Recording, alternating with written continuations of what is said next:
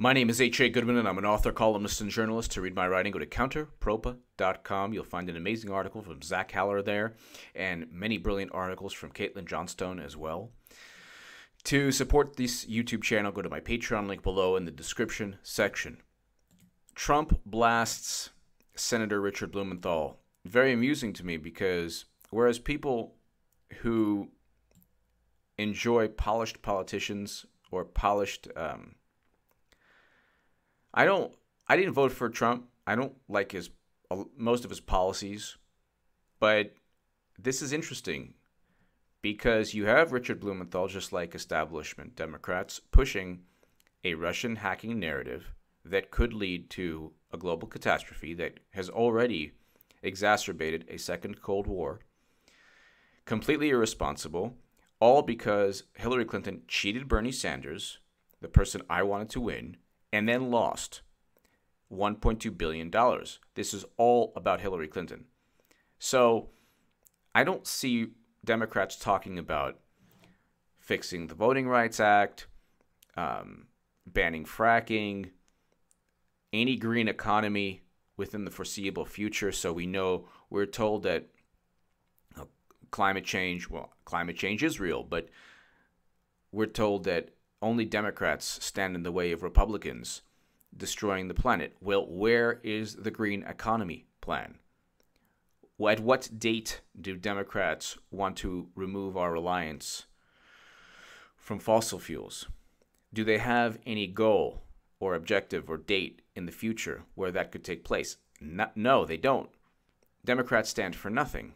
They're actually more militant in many ways than Republicans. It doesn't matter if many Republicans are just isolationist. That's irrelevant. If they're less war, if there's a nascent anti-war movement in the Republican Party because of isolationism, that's a lot better than the overt neocon influence within the Democratic Party. But for people who say, "Oh well, H.A., why are you taking Trump's side and you've turned to Trump?" No, I want Bernie Sanders, Nina Turner, Tulsi Gabbard. But, excuse my language, this is a profanity alert, fuck it.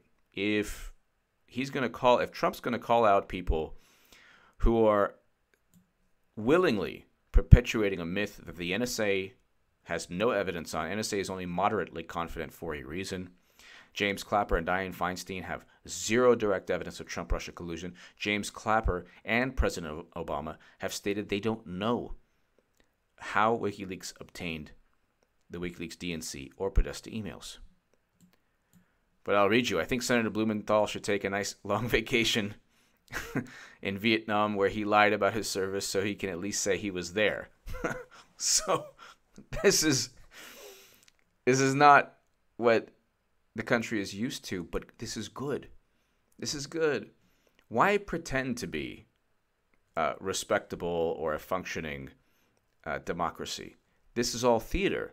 Trump is taking it to the next level and calling out the theater.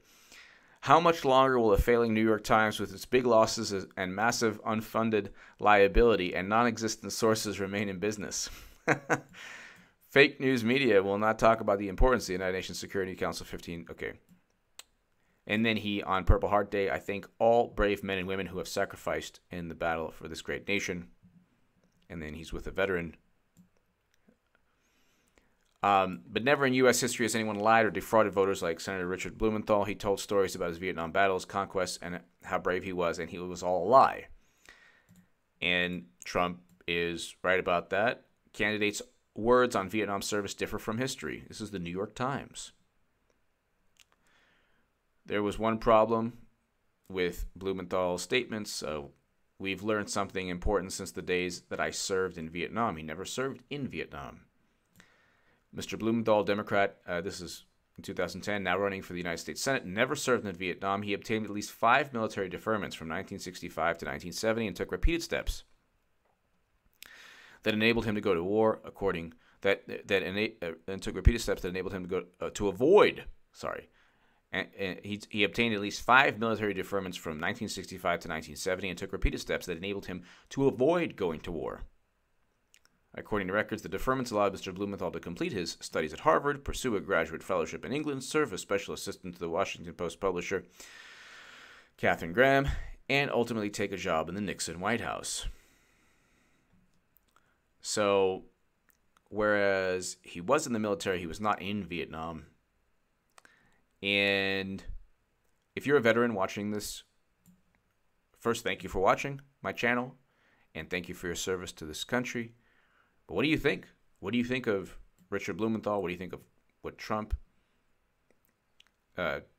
attack on Blumenthal? And what do you think of Richard Blumenthal repeatedly trying to make it seem that he had served in Vietnam,